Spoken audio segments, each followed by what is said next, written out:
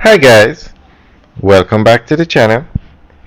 Today we are driving through Whitehouse in Westmoreland and we're going to talk about the effect that Highway 2000 is going to have on this area.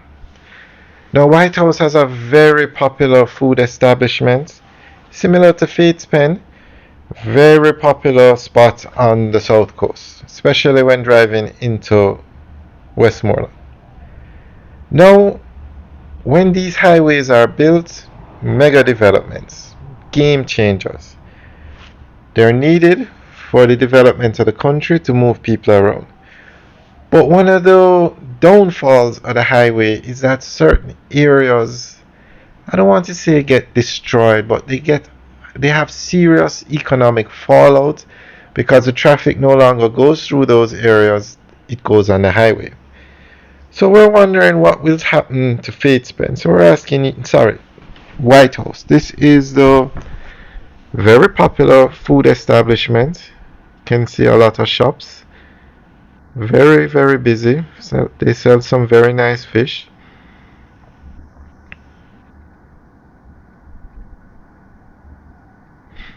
Okay, so Fatespen now, very popular food stop on the north coast when driving from Kingston to Otrius. It's actually bigger than this location, or it was. When the highway opened, a significant decline in business, and a lot of the shops in Fatespen are actually closed now. And that area just doesn't have the traffic anymore because people use the highway. Poros seen some serious economic fallout because the highway has opened from Maypen to Mandeville, the same highway 2000. And so people are using the highway instead of driving on the old road, and you really can't blame them. Clarendon Park has seen some economic fallout too. But the good thing for Clarendon Park is that there's an exit about 2-3 minutes drive from the popular food establishments. You have Murray's and you have a Juicy Patty's location in Clarendon Park. So these highways do have an impact on the areas that don't have an exit or entrance to the highway from those areas. Porus doesn't have an entrance or an exit, neither does Clarendon Park. The exit is Tollgate. Now, on the south coast, Grand Spen is literally, I think we can use the word destroyed for that area. The main road used to go through Grand Spen, so it was a very popular spot for motorists to stop. Now the highway bypasses Grand Spen, doesn't go through Grand Spen, and so Grand Spen has seen some serious economic fallout. So, guys, what do you think is going to happen to this area when the highway comes through?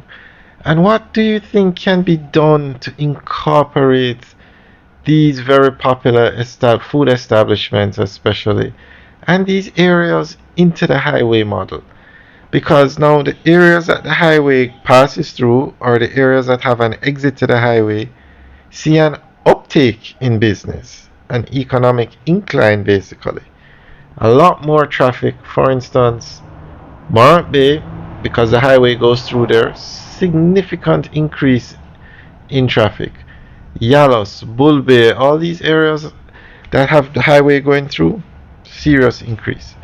Old Harbor, Maypen, Mandeville, serious increase. I mean, a significant increase in the traffic that goes through there, and those areas have a lot more development, etc.